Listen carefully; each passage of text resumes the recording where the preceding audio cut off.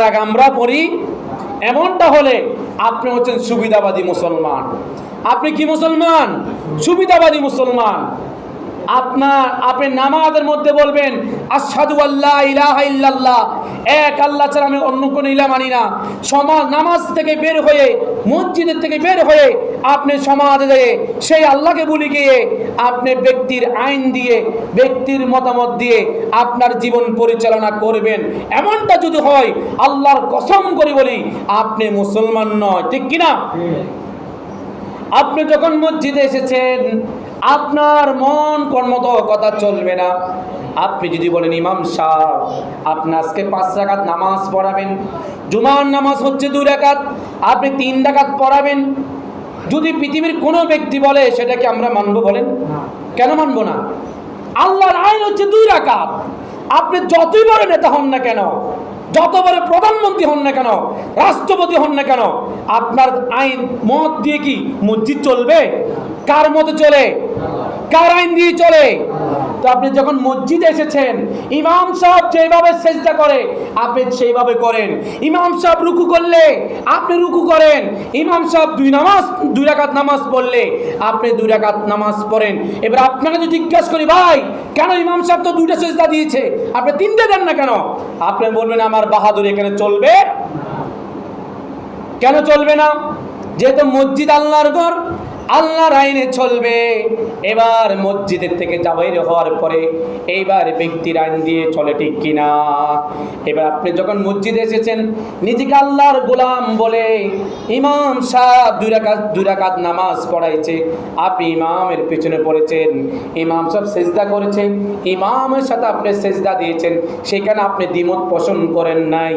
যখন মসজিদ থেকে বের হয়ে সমাজে গিয়েছেন, সেখানে আপনি দ্বিমত পোষণ করেছেন। তাহলে এবার আপনি নিজেকে বিবেকে প্রশ্ন করেন, আপনি কি খাঁটি মুসলমান কিনা? আপনি নিজেকে বিবেকে জিজ্ঞেস করেন, আপনি একটু চিন্তা করেন। আপনি যখন মসজিদে এসেছেন তখন আল্লাহর আইন মানছেন, ঠিক কিনা? মসজিদ থেকে বের হওয়ার পরে আপনারা আল্লাহর আইন মানতে পারেন নাই। আপনি আপনার নেতার কথা মেনেছেন, আপনার দলের কথা মেনেছেন, আপনার মনের, আপনার নফসের কথা আপনি মেনেছেন, ঠিক কিনা?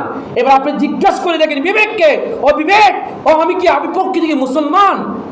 আপনি তো মুসলমান হলে ইসলামকে পূর্ণাঙ্গ জীবন ব্যবস্থায় যা আপনার থেকে মেনে নিতে হবে, ঠিক কিনা? তারপর আল্লাহ বললেন অমাইয়াগুলুন ইয়াতি বিমা গাল্লা ইয়াউমাল কিয়ামাতি, প্রতিটা নবী আল্লাহর পক্ষ থেকে যে ওহী এসেছে এগুলা তারা তাদের উম্মতের মাঝে সুন্দর করে প্রচার করে দিয়েছেন। তারা কোনো গোপন রাখে নাই। কোন নবীরা তারা গোপন রাখে নাই যে মনে হয় নিশ্চয় আমার উম্মতরা এই কাজ করতে একটু কঠিন হবে, এক কাজ করি বাদ দাও, আমি উম্মতকে বলবো না। এমনটা কি করেছেন?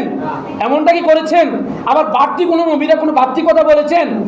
আল্লাহর পক্ষ থেকে যেই ওহী এসেছে, যেই কথা এসেছে, সেই কথা তারা প্রচার করেছেন, ঠিক কিনা? এজন্য আল্লাহ রাব্বুল আলামিন কোরআনের মধ্যে বললেন, কি সুন্দর করে বলেছেন, হে নবী আমি আপনাকে পৃথিবীর জমিনে প্রেরণ করেছি সত্য দিন দিয়ে, সত্য ইসলাম দিয়ে, সত্য ধর্ম দিয়ে। আমি রব্বুল আলামিন আমি আপনাকে পৃথিবীতে প্রেরণ করেছি। আপনি সত্য দিন প্রতিষ্ঠা করবেন, আপনি সত্য দিন প্রতিষ্ঠা করবেন, আপনি সত্য মানুষের কাছে উপস্থাপন করবেন। সেই ক্ষেত্রে আমি রব্বুল আলামিন কেবল একমাত্র সাক্ষীদাতা। বলেন সুবহানাল্লাহ। এখানে কি সুন্দর বললেন, কি সুন্দর করে আল্লাহ তাআলা বলেছেন, হে রাসূল আপনাকে সত্য দিন দিয়েছি, আপনাকে সত্য ইসলাম দিয়েছি, আপনার উপরে সত্য কিতাব নাজিল করেছি। এই সত্য দিন, এই সত্য কিতাব আপনি মানুষের মাঝে উপস্থাপন করবেন, আর এই দিনকে প্রতিষ্ঠা করার জন্য আপনি আন্দোলন করবেন। আর এই সত্য দিন প্রতিষ্ঠা করতে গিয়ে কাফেররা, মুশরিকরা, নাফরমানেরা যদি তারা আপনার বিরুদ্ধে চক্রান্ত করে, আল্লাহু ইয়াসিমুকা মিনান নাস, ও সমস্ত খারাপ মানুষ থেকে আমি আপনাকে বাঁচাবো। বলেন সুবহানাল্লাহ। গ্যারান্টি কে দিয়েছেন? কথা বলেন, গ্যারান্টি কে দিয়েছেন? আচ্ছা, আল্লাহ চাইলে ফেরেশতাদের মাধ্যমে এই পৃথিবীটা কি পরিচালনা করতে পারেন না? কথা বলেন না বাবারা, কথা বলেন না। মানুষকে নবী বানানোর কোনো প্রয়োজন ছিল? নবীর কোনো প্রয়োজন ছিল? আল্লাহ চাইলে তো গায়েবী আওয়াজের মাধ্যমে সবকিছু নিয়ন্ত্রণ করতে পারেন। আল্লাহ চাইলে তো মানুষকে ফেরেশতার মাধ্যমে কি করতে পারতেন? পাঠাতে পারতেন। কিন্তু আল্লাহ তা না করে আল্লাহ তাআলা প্রতিটা কওমের জন্য, প্রতিটা জাতির জন্য একজন নবীকে নির্দিষ্ট করে পাঠিয়েছেন। ওই নবীদেরকে আল্লাহর পক্ষ থেকে কিতাব দিয়েছেন, হিকমা দিয়েছেন, জ্ঞান দিয়েছেন, দ্বীন দিয়েছেন।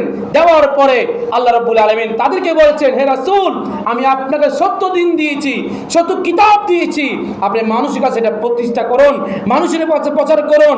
মানুষ মানক বা নাই মানক, ফাকাফা বিল্লাহি শাহিদা, আমি রব্বুল আলামিন নিজে সেটা সাক্ষীদাতা হয়ে যাবে। বলেন সুবহানাল্লাহ। এখন আমাদের ইমাম সাহেবদের কাজ হচ্ছে আপনার কাছে প্রচার করা। ওমা আলাইনা ইল্লাল বালাগুল মুবিন, আমাদের কাজ হচ্ছে প্রচার করা। আপনি মানেন বা নাই মানেন সেটা আমাদের কোনো দেখার বিষয়। আমি আমার দায়িত্ব পালন করেছি। ওমা আলাইনা ইল্লাল বালাগ, আমার কাজ হচ্ছে প্রচার করা। এখন আমি কোরআনে কথা বলতে গিয়ে আপনার দলের বিরুদ্ধে যাবে, আপনার মতের বিরুদ্ধে যাবে, আপনার বিরুদ্ধে চলে যেতে পারে। আমাদের কিছু করার নাই, কারণ কোরআন তো আল্লাহ নাজিল করেছেন। কে করেছেন? তা আপনার যদি কোরআনে আয়াতের বিরুদ্ধে যে আপনার বিরুদ্ধে চলে যান, নামাজ পড়তে আসলে কে হেরামগিরি এখানে করতে পারেন না। শুধু দুনিয়ার হেরামগিরি দেখায় কোথায়? সমাজের মধ্যে দুনিয়ার হেরামগিরি দেখায় দুনিয়ার ক্ষমতা দিয়ে, ঠিক কিনা? আপনার যে এত ক্ষমতা থাকে, কোন মসজিদে এসে আপনি ইমাম সাহেবকে বলেন তো, হুজুর আজকে নামাজ আপনি 3 রাকাত পড়ান, বলতে পারবে? বলবে এরকম? আর বললে কি তার ফিরিস্তা আমরা থাকবে? তার মানে বোঝা গেল আল্লাহর কোরআন দিয়ে, আল্লাহর কোরআনের সাথে পৃথিবীর কারো হেরামগিরি চলবে না, ঠিক কিনা? কারো কথা চলবে না। কোরআন হবে একমাত্র আল্লাহ, ঠিক কিনা? মসজিদ চলবে যেভাবে আল্লাহর। আযানের মধ্যে যেভাবে আমরা আশহাদু আল্লাহ বলে সাক্ষ্য দিচ্ছি যে আল্লাহ ছাড়া কোনো মাবুদ নাই।